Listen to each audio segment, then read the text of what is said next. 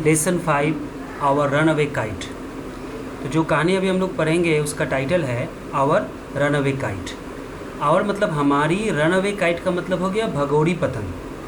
तो पतंग है जो भगोड़ी है, भगोड़ी का अर्थ हो गया यहाँ पे जो भाग चुकी है, यानी कि हमारे कंट्रोल से निकल चुकी है। पतंग तब तक कंट्रोल में रहती है जब तक वो एक धागे से बंधी रहती है, लेकिन जब वो धागा टूट जाता है तो हमारे कंट्रोल से वो बाहर चली जाती है, तब वो भगोड़ी पतंग हो जाती है। तो इस कहानी का जब टाइटल भगोड़ी पतंग है तो इसका हम लोग को ये समझना पड़ेगा कि इस कहानी से इसका कोई रिलेशन ज़रूर है, यानी भगोड़ी पतंग से इस कहानी का बहुत बड़ा संपर्क है, जो कि हम लोग आगे पढ़ने से जानेंगे। इसकी लेखिका है ल्यूसी मॉड मॉन्टगोमेरी। ठीक है, इसका जो राइटर है, ऑथर है, कौन है? Lucy mod Montgomery. The author and the text. अब हम लोग पहले लेखिका के बारे में जानेंगे और फिर हम लोग टेक्स्ट के बारे में पढ़ेंगे। Lucy mod Montgomery 1874-1942। Lucy mod Montgomery का जन्म कब हुआ? 1874 में और मृत्यु 1942 में। Was a Canadian author. ठीक है, वो कैनेडियन लेखिका थी। तो कैनेडियन का मतलब हो गया वो कनाडा की निवासी थी, इसीलिए उन्हें कैनेडियन कहा गया है। तो कैनेडियन लेखिका थी। Best non for a series of novels beginning with any of green gables. ठीक है, और उन्हें विशेष रूप से किस चीज़ के लिए जाना जाता है? उन्हें एक नॉवल का जो सीरीज़ है, इसका नाम है एनी ऑफ ग्रीन गैबल्स, इस चीज़ के लिए उन्हें विशेष रूप से जाना जाता है। सी रोड न्यूमरस नॉवेल्स। उन्होंने बहुत सारे उपन्यास लिखे हैं, पोएम्स, कविताएं लिखी हैं, एंड शॉर्ट स्टोरीज और छोटी छोटी कहानियाँ लिखी हैं। She was made an officer of the order of the British Empire in 1935। उन्हें 1935 में ब्रिटिश साम्राज्य के लॉ एंड ऑर्डर का एक ऑफिसर भी बनाया गया था। This short story is about a brother and a sister living on an isolated island with their father. ठीक है, और ये जो छोटी कहानी है वो किसके बारे में है? एक भाई और एक बहन के बारे में है। A brother and a sister, जो लोग रहते हैं एक सुनसान द्वीप पर। आइसोलेटेड मतलब बिल्कुल अलग थलग पड़ा, एक द्वीप पर रहते हैं। किसके साथ? विद देयर फादर, अपने पिताजी के साथ वो लोग रहते हैं। हु, जो कि यानी कि भाई और बहन, through a series of incidents, एक घटनाओं के क्रम के बाद, get reunited with their long lost relatives. वो लोग जो है फिर से मिल जाते हैं। किन से मिलते हैं? एकजुट होते हैं। किन से? मतलब बहुत पहले खोए हुए परिजनों से। मतलब कोई परिजन है उनका जो बहुत पहले खो गया था, वो एक घटनाओं के क्रम में वो लोग मिल जाते हैं। It is a touching tale that underlines the value of relationships. ठीक है, और ये बहुत ही दिल को छूने वाली कहानी है। इस कहानी में जो संपर्क है, रिलेशन है, यानी कि परिजनों के साथ जो रिलेशन होता है, संपर्क होता है, उसके महत्व को समझाया और बताया गया है।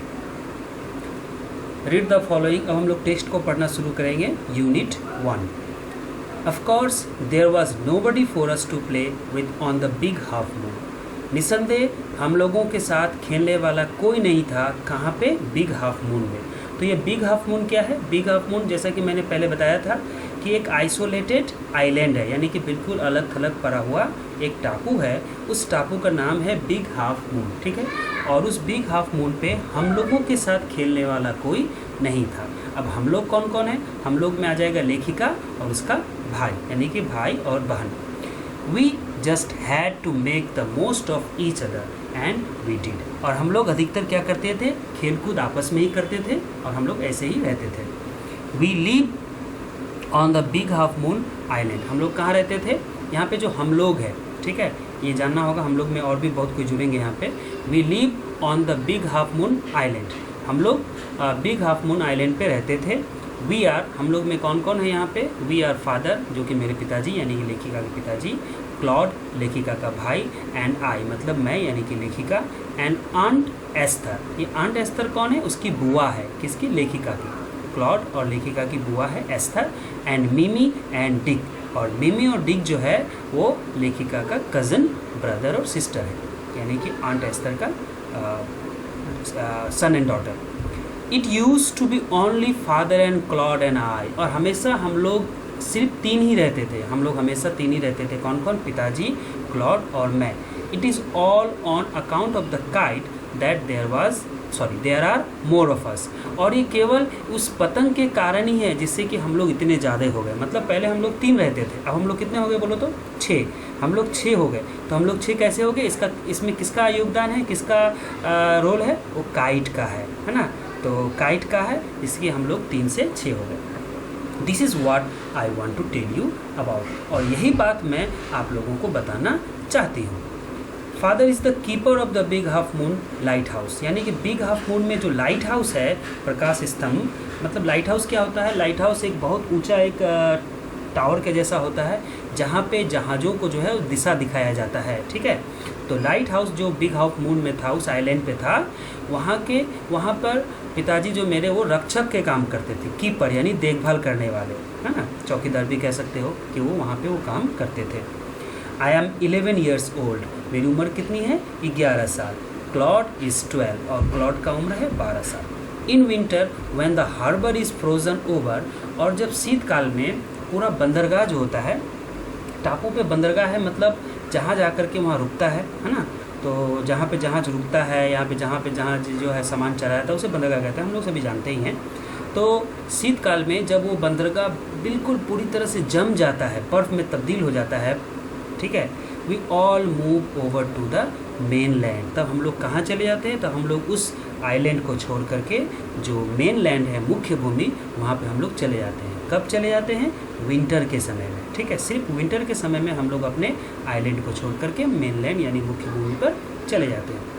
As soon as spring comes. और जैसे ही बसंत काल फिर से आता है, ठीक है, जैसे तुम लोग जानते हो विंटर के बाद स्प्रिंग आता है, और जैसे ही विंटर ख़त्म होते ही बसंत काल स्प्रिंग आता है, back we sail to our own dear island. फिर हम लोग तैर कर, यानी सेल का मतलब हो गया नाव में चढ़ करके, हम लोग जो है अपने प्यारे से आइलैंड पर, अपने प्यारे आइलैंड पर लौट आते हैं। हम लोग मतलब क्लॉड, लेखिका और उसके father. The funny part used to be that people always pitied us when the time came for us to return। और सबसे मज़ेदार बात यह है कि लोग हम लोगों पे तरस खाते थे, दया खाते थे। किस बात पे? जब हम लोगों को वापस लौटना पड़ता था। जब मतलब जैसे स्प्रिंग आ रहा है, आया, और क्या कहते हैं, विंटर ख़त्म हुआ, अब हम लोग को लौटने का समय हो गया है। तो ये चीज़ देख करके लोग हम लोगों पे क्या करते थे? तरस खाते थे। They said we must be so lonesome over there। और लोग क्यों तरस खाते थे? उन लोगों का ये कहना था कि जैसे हम लोग जब मेन लैंड पे थे तो बहुत सारे लोगों के बीच में रहते थे, ठीक है, एक सोसाइटी, एक समाज के बीच में रहते थे। लेकिन जैसे ही हम लोग वापस लौटेंगे अपने आइलैंड पे, तो उन लोगों का कहना था कि हम लोग बिल्कुल अकेले हो जाएंगे, लॉन्सम हो जाएंगे, with no other children near us. हाँ, और हमारे पास कोई बच्चे नहीं रहेंगे खेलने के लिए। जैसे कि पहले भी होता था मेन लैंड पे, आइलैंड पे तो कोई बच्चे थे ही नहीं, क्योंकि हम लोग ही रहते थे। और मेन लैंड पे जब हम लोग जाते थे तो अच्छे से खेल लेते थे बच्चों के साथ। लेकिन अब हम लोग को लौटने का समय हो गया है, इसीलिए लोग हम लोगों पे तरस खाते थे। Of course Claude and I would have like to have someone to play with us. और इसमें कोई शक नहीं है, मतलब निसंदेह क्लॉड और मैं चाहते थे कि हम लोगों के साथ कोई बच्चे रहे खेलने के लिए। तो ये स्वाभाविक है कि बच्चे को ही ढूंढते हैं खेलने के लिए, क्योंकि ज़्यादा बच्चे रहेंगे तो ज़्यादा मज़ा आएगा उनको। इसीलिए क्लॉड और लेखिका जो है बच्चे चाहते थे खेलने के लिए। It is hard to run period capes and things like that with only two. मतलब ये जो खेल होता है लुका छुपी, तुम लोग भी खेले हो बच्चे लोग, तो लुका छुपी का जो खेल है बहुत मुश्किल है। क्यों मुश्किल है? अगर 2 बच्चे हैं तो, मतलब इस तरह के कोई भी खेल हो, हाँ, जिसमें मात्र 2 बच्चे हैं, तो खेल करना बहुत मुश्किल हो जाता है, क्योंकि जितने ज़्यादा बच्चे रहते हैं उतने ही ज़्यादा आनंद आता है। But we used to quarrel a good deal with the mainland children in winter. लेकिन हम लोग विंटर में जब मेन लैंड जाते हैं तो हम लोग वहाँ के बच्चों के साथ खूब खेलते हैं और खूब झगड़ा भी करते हैं, क्योंकि हम लोग जो है सारा साल वहाँ रहते हैं, तो हम लोग को झगड़ा करने वाला कोई नहीं मिलता है। लेकिन जैसे ही हम लोग मेन लैंड पे जाते हैं तो हम लोग अच्छे से बच्चों के साथ खेलते भी हैं और झगड़ा भी करते हैं। So it was perhaps just as well that there were none of them on the big half moon. और शायद ये इसलिए होता है क्योंकि उन लोगों में से कोई भी जो है हम लोगों को बिग हाफ मून में मिलता नहीं है। हाँ, अभी मिला है तो हम लोग खूब खेलते भी हैं और झगड़ा भी करते हैं। Claude and I never quarrel. लेकिन जब हम लोग मेन लैंड पे रहते थे या फिर आइलैंड पे, हम लोग आपस में नहीं झगड़ते थे। मतलब क्लॉड और मैं आपस में कभी भी नहीं झगड़े थे।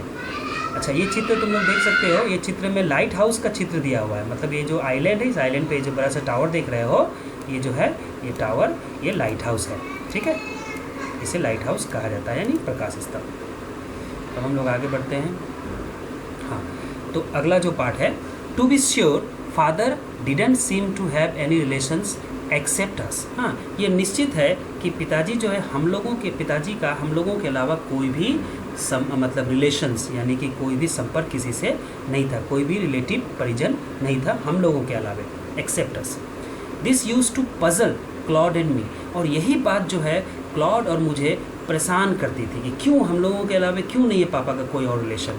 Everybody on the main land had relations, और मुख्य भूमि पर सभी लोगों का संपर्क है, परिजन है, फिर हम लोगों का क्यों नहीं है। वाई हैडेंट वी, फिर हम लोगों का क्यों नहीं है, ये बात हम लोगों को बहुत परेशान करती थी। Was it because we lived on an island, क्या इसका कारण हो सकता है कि हम लोग एक आइलैंड में रहते हैं इसीलिए हम लोगों का कोई रिलेशन नहीं है। We thought it would be so jolly to have an uncle and aunt and some cousins, और हम लोग सोचा करते थे कि बहुत मज़ा होता अगर हम लोगों का भी एक अंकल होता, एक आंटी होता और कुछ कज़न्स होते, ब्रदर सिस्टर होते, तो हम लोगों का बहुत मज़ा होता, हम लोग खेलने जाते, हम लोग वहाँ पे घूमने जाते, वो लोग आता, मतलब बहुत ही जॉली होता, बहुत ही मज़ा होता अगर होता तो हम लोग ऐसा लगता था। Once we asked father about it, एक बार हम लोगों ने पिताजी से इस बारे में पूछा, किस बारे में, कि हम लोगों का कोई रिलेशन है कि नहीं, इस बारे में जब हम लोगों ने एक बार पिताजी से पूछा, but he looked so sorrowful, वो जो है काफ़ी दुखी लगने लगे थे, मतलब इस बात को सुन करके वो काफ़ी दुखी हो गए थे। That we wished we hadn't, तब हम लोगों को ऐसा लगा कि शायद हम लोगों का कोई रिलेशन नहीं है। He said it was all his fault, उन्होंने कहा, यानी मेरे पिताजी ने कहा कि सारी उन्हीं की गलती है, मतलब उन्हीं की गलती है कि कोई हम लोगों का रिलेशन नहीं है। Claude and I didn't understand what he meant, लेकिन क्लॉड और मैं इस बात को समझ नहीं पाए कि वो क्या कहना चाहते थे, मतलब उसकी इस बात को हम लोग बिल्कुल भी समझ नहीं पाए।